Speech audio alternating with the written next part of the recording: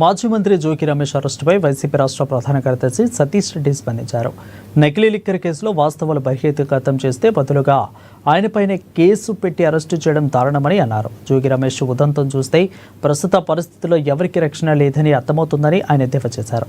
SIT అధికారులు liquor mafia నిర్వాహకుడు Janardhan Rao statement ఆధారంగా అరెస్టు చేయడం సరికాదని అన్నారు. ఇక దీనికి కొలమానం ఏమిటి? ఒక దొంగ చంద్రబాబు పేరు చెప్తే అరెస్టు చేస్తారా అంటూ ఆయన ప్రశ్నించారు.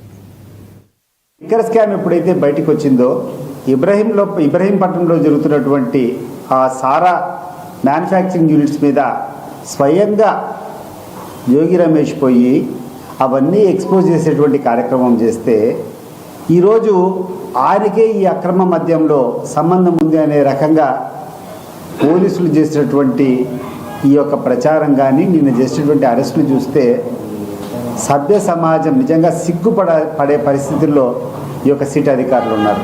ముఖ్యంగా ఒక దోషి ఎవరైతే అక్రమాలు చేశాడో, ఎవరైతే అన్యాయం చేశాడో, ఎవరైతే ఈ యొక్క లిక్కర్ స్కామ్ పాల్పడినాడో తెలుగుదేశం పార్టీకి సంబంధించినటువంటి ఆ జనార్దన్ రావు అనేటువంటి వ్యక్తి ఇచ్చినటువంటి ఒక స్టేట్మెంట్ ఆధారంగా అరెస్ట్ చేయడం అనేది చాలా దారుణం.